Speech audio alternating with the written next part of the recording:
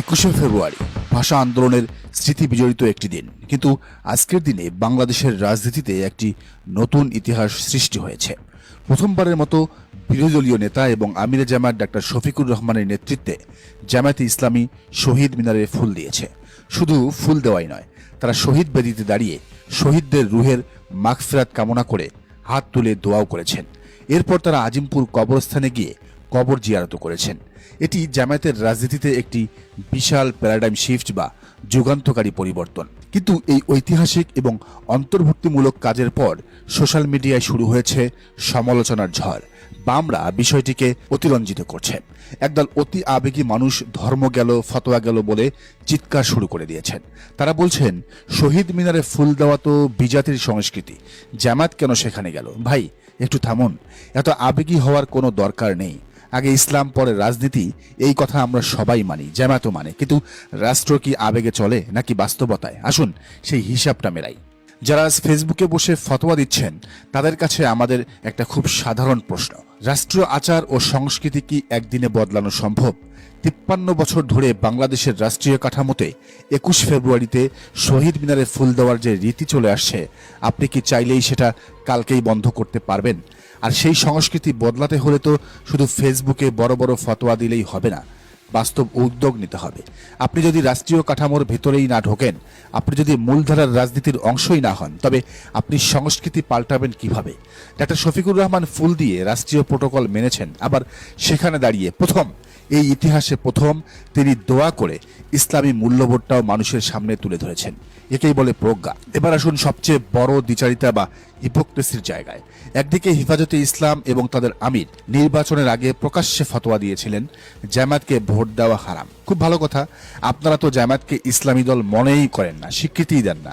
বিএনপিকে আপনারা ইসলামী দল মনে করেন, তাদের শপথ অনুষ্ঠানে গিয়ে আপনারা হাজিরা দেন। তাহলে এখন জামায়াত শহীদ মিনারে ফুল দিল নাকি রাষ্ট্রীয় আনুষ্ঠানিকতায় অংশ নিল, এইসব নিয়ে প্রশ্ন তোলার সুযোগ আপনাদের থাকে কিভাবে? যাদের আপনারা বাতিল বলে ঘোষণা করেছেন, তাদের কাজ নিয়ে আপনাদের এত মাথা ব্যথা কেন? যেটা নিজেরা মানেন না, সেটা নিয়ে অন্যকে আক্রমণ করা আসলে এক ধরনের নোংরার দ্বিচারিতা। আপনারা আসলে চান জামায়াত মূলধারা থেকে বিচ্ছিন্ন হয়ে থাকুক, যাতে আপনাদের ধর্ম ব্যবসাটা টিকে থাকে।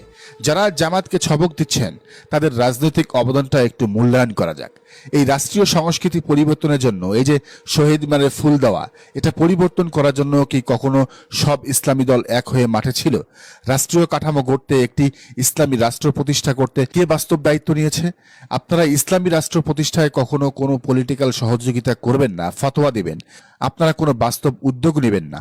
আপনারা রাজনৈতিক বাস্তবতায় বা নির্বাচনে অংশও নেবেন না। কিন্তু যখনই কেউ রাষ্ট্রীয় সংস্কৃতির ভেতরে গিয়ে কাজ করতে চাইবে, মূলধারা জনগণের সাথে মিশতে চাইবে, সাথে সাথে আপনারা ফতোয়া নিয়ে হাজির হয়ে যায়। আজকে তো তারেক রহমান নিজেও বেদিতে ফুল দিয়েছেন। কই হেফাজতের আমির, তাকে নিয়ে তো কোনো ফতোয়া দিচ্ছেন না। যারা রাষ্ট্রবিজ্ঞান বোঝেন না, যারা জিও পলিটিক্স বোঝেন না, যারা ভূ রাজনীতি বোঝেন না, যারা মিডিয়া বোঝেন না, যারা সাধারণ জনগণের পালস বোঝেন না, তাদের দেওয়া ফতোয়াকে গুরুত্ব দেওয়ার কিছু নেই। রাজনীতি কোনো মসজিদের মেম্বার নয় যে আপনি শুধু ওয়াজ করে চলে আসবেন। রাজনীতি হলো একটি রণাঙ্গন, যেখানে আপনাকে আপোষ করতে হবে, কৌশল বদলাতে হবে এবং টিকে থাকতে হবে। আপনি যদি শহীদ মিনারে না যান, তবে আপনি নিজেকে এই দেশের ইতিহাস এবং সংস্কৃতি থেকে এলিয়েন বা বিচ্ছিন্ন করে ফেলবেন। আর বিচ্ছিন্ন কোনো দল কখনো রাষ্ট্র ক্ষমতায় গিয়ে ইসলামী মূল্যবোধ প্রতিষ্ঠা করতে পারে না। এটা কেউই হতে দেবে না। বরং বাংলাদেশ জামায়াতে ইসলামী যা করছে, তারা নিজেদের অবস্থান থেকে বাস্তব রাজনীতি বা রিয়েল পলিটিক্স করছে। সব সিদ্ধান্ত হয়তো নিখুঁত বা 100% পারফেক্ট না হতে পারে, কিন্তু অন্তত তারা দায়িত্ব এড়িয়ে যাচ্ছে না। তারা ফুল দিচ্ছে রাষ্ট্রের প্রতি সম্মান জানিয়ে, আর দোয়া করছে নিজেদের আকীদা এবং বিশ্বাস থেকে। জামায়াত বুঝতে পেরেছে যে 40% মানুষের ভোট পেতে হলে আপনাকে সেই মানুষের আবেগের জায়গাগুলোকেও সম্মান দিতে হবে। আপনি যদি সারা জীবন হারাম, নাজায়েজ বলে কোণঠাসা হয়ে থাকেন, তবে সমাজ পরিবর্তনের স্টিয়ারিংটা চিরকাল ওই সেকুলার আর ফেসিস্টদের হাতেই থেকে যাবে। জামায়াতের এই উদ্যোগের আরেকটি বড় পলিটিক্যাল সিগনিফিকেন্স হলো, তারা সমাজের পোলারাইজেশন বা বিভক্তি ভাঙতে চাইছে। এতদিন শাহবাগী আর সেকুলাররা বলে আসতো, জামায়াত তো 21শে ফেব্রুয়ারি মানে না, ওরা দেশ বিরোধী, ওরা স্বাধীনতা বিরোধী। আজ শহীদ মিনারে গিয়ে ডাক্তার শফিকুর রহমান ওই সেকুলারদের সেই দীর্ঘদিনের তৈরি করা ফলস ন্যারেটিভ বা মিথ্যা বয়ানটাকে এক নিমিষেই ধ্বংস করে দিয়েছেন। এখন আর কেউ বলতে পারবে না যে জামাত জাতীয় দিবসগুলোকে সম্মান করে না। জামাত প্রমাণ করেছে তারা শুধু একটি ইসলামিক দল নয়, তারা একটি পিওর ন্যাশনালিস্ট বা জাতীয়তাবাদী দলও বটে। নতুন প্রজন্ম বা জেনজি চরমপন্থা পছন্দ করে না, তারা লজিক বোঝে, তারা সম্মান বোঝে। জামাত যখন শহীদ মিনারে গেল তখন তরুণ প্রজন্ম বুঝতে পারল যে এই দলটি আধুনিকতা এবং ধর্মীয় মূল্যবোধের একটি চমৎকার ব্লেন্ডিং বা মিশ্রণ করতে জানে। এই যে সফট পাওয়ার, এই যে মানুষের মনে জায়গা করে নেওয়া, এটাই হলো আগামী নির্বাচনে জেতার সবচেয়ে বড় হাতিয়ার।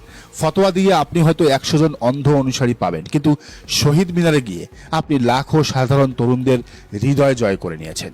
এই হৃদয় জয় করার মাধ্যমে সামনে ক্ষমতায় এসে যদি শহীদ মিনারের এই আচার আচরণটা পরিবর্তন করা যায়, তাহলে সমস্যা কোথায়? যারা কিবোর্ড ওয়ারিয়র হয়ে বা কিবোর্ড যোদ্ধা হয়ে সারাদিন শুধু অন্যের ভুল ধরছেন, তাদের এই অহেতুক সমালোচনা বন্ধ করা উচিত। আপনারা যদি এতই বোঝেন, তবে নিজেরা একটি দল গঠন করে রাষ্ট্র ক্ষমতায় গিয়ে দেখিয়ে দিন কিভাবে একদিনে রাষ্ট্রীয় সংস্কৃতি পাল্টানো যায়। আর যদি সেটা না পারেন, তবে অন্তত যারা কাজ করছে, যারা দায়িত্ব নিয়ে পথ চলছে, তাদের পথে বাধা হয়ে দাঁড়াবেন না। ইসলামের ইতিহাসে কৌশলগত কারণে অনেক সময় আপাতত দৃষ্টিতে অপছন্দনীয় কাজও করতে হয়েছে। হুদায়বিয়ার সন্ধি তার সবচেয়ে বড় প্রমাণ। আজকে যারা ফতোয়া দিচ্ছেন, তারা নবীর সেই প্রজ্ঞা থেকে কিছুই শেখেননি। জামায়াত ইসলামী আজ প্রমাণ করেছে যে তারা একটি পরিণত, বিচক্ষণ এবং দায়িত্বশীল রাজনৈতিক দল। তারা আবেগে গা ভাসিয়ে দেয় না, আবার নিজেদের বিশ্বাস থেকেও সরে আসে না। বাস্তবতা বুঝে কথা বলা আর দায়িত্ব নিয়ে পথ চলাই এখন সবচেয়ে জরুরি। ফতোয়াবাজদের কথায় কান না দিয়ে দেশের বৃহত্তর স্বার্থে জামাতের এই ইনক্লুসিভ রাজনীতিকে সাধুবাদ জানানো উচিত। একটু ঠান্ডা মাথায় চিন্তা করুন তো, আমিরে জামাত যদি আজ বিরোধী দলীয় নেতা হিসেবে শহীদ মিনারে না যেতেন, তাহলে কি হতো? তাহলে এই একই মানুষেরা এবং পুরো বাংলাদেশের সেকুলার মিডিয়া এবং বিশ্ব রাজনীতির মোড়লরা মিলে বিলাপ শুরু করত। তারা বলতো, দেখুন, জামাত এখনো স্বাধীনতা মানে না, ভাষা আন্দোলন মানে না, তাদের এই দেশে থাকার কোনো অধিকার নেই, তাদেরকে হত্যাযোগ্য করে তুলত। জামাতের রাজনৈতিক পথ চলাটা সত্যিই কণ্টকময়। তারা যেদিকেই মোড় নেবেন, সেদিকেই কাটা বিদ্ধ হবে। আপনি যদি মূলধারার রাজনীতি করতে চান, তবে আপনাকে রাষ্ট্রের এই বাস্তবতাগুলোকে মেনে নিতেই হবে। যারা আজ ঘরে বসে কিবোর্ড টিপে ফতোয়া দিচ্ছেন, তাদের এই ডাবল স্ট্যান্ডার্ড বা দ্বিচারিতা সত্যি হাস্যকর। তর্কের খাতিরে যদি আমরা ধরেও নেই যে শহীদ মিনারে যাওয়া বিতর্কিত, তবু একটা কথা মাথায় রাখতে হবে। ডক্টর শফিকুর রহমান আজকে সেখানে শুধু জামায়াতের আমির হিসেবে যাননি, তিনি গিয়েছেন একটি রাষ্ট্রের বিরোধী দলীয় নেতা হিসেবে। বিরোধী দলীয় নেতা জাতীয় দিবসগুলোতে শহীদ মিনারে বা স্মৃতিসৌধে যাবেন, এটা একটি রাষ্ট্রের ঐতিহ্য এবং নিয়ম, এটা আইন, এটি রাষ্ট্রীয় প্রোটোকল। ডক্টর শফিকুর রহমান যদি আজ শহীদ মিনারে না যেতেন, তবে তাকে সাংবিধানিক দায়িত্ব অবহেলার দায়ে অনেক বড় আইনি এবং রাজনৈতিক সমালোচনার সম্মুখীন হতে হতো। যারা রাজনীতি বোঝেন না, তারাই শুধু একটি রাষ্ট্রীয় প্রোটোকলকে ধর্মীয় ফতোয়ার চশমা দিয়ে দেখার চেষ্টা করছেন। আজকের দিনের সবচেয়ে বড় এবং ঐতিহাসিক অর্জনটা কি জানেন? ভাষা শহীদদের আত্মার মাগফিরাত কামনায় শহীদ মিনারে দাঁড়িয়ে দোয়া এবং মোনাজাত করেছেন। মৃত মানুষের জন্য শুধু ফুল দিয়ে শ্রদ্ধা জানানোটা কোনো ইসলামিক কালচার নয়। মৃত মানুষের যা সবচেয়ে বেশি প্রয়োজন, তা হলো দোয়া। ডাক্তার শফিকুর রহমান সেখানে গিয়ে শুধু রুটিন মাফিক ফুল দিয়ে চলে আসেননি, তিনি সেখানে দাঁড়িয়ে মোনাজাত করেছেন। তিনি রাষ্ট্রীয় কাঠামোর ভেতরে থেকেই ইসলামী সংস্কৃতির বীজ বপন করেছেন। একেই বলে রাজনৈতিক প্রজ্ঞা। ফুল দেওয়া এবং দোয়ার পাশাপাশি আজকে আরেকটি অসাধারণ কাজ হয়েছে। ইতিহাসে প্রথমবার ভাষা দিবসে আনুষ্ঠানিকভাবে ভাষা শহীদদের কবর জিয়ারত করা হয়েছে। আর এই অসাধারণ কাজটির সূচনা করেছেন বিরোধী দলীয় নেতা আমিরে জামাত ডাক্তার শফিকুর রহমান। যারা আজ জামায়াতের এই পদক্ষেপের সমালোচনা করছেন, তাদের প্রতি আমাদের একটি বার্তা: রাজনীতিতে যারা গোয়ার্তমি বা জেদ করেন, তারা আর যাই হোক কোনোদিন সফল হতে পারেন না। রাষ্ট্র চালাতে হলে, সমাজের গভীরে পরিবর্তন আনতে হলে আপনাকে মানুষের সাথে মিশতে হবে, তাদের সংস্কৃতির ভিতরে ঢুকে সেই সংস্কৃতিকে পজিটিভ দিকে মোড় ঘোরাতে হবে। ডাক্তার শফিকুর রহমান আজ সেই সাহসী কথাই দেখিয়েছেন। দর্শক, বিষয়টিকে আপনি কিভাবে দেখছেন জানান মন্তব্যের ঘরে। আর এই চ্যানেলে নতুন হলে অবশ্যই সাবস্ক্রাইব করে বেল আইকনটি বাজিয়ে রাখুন।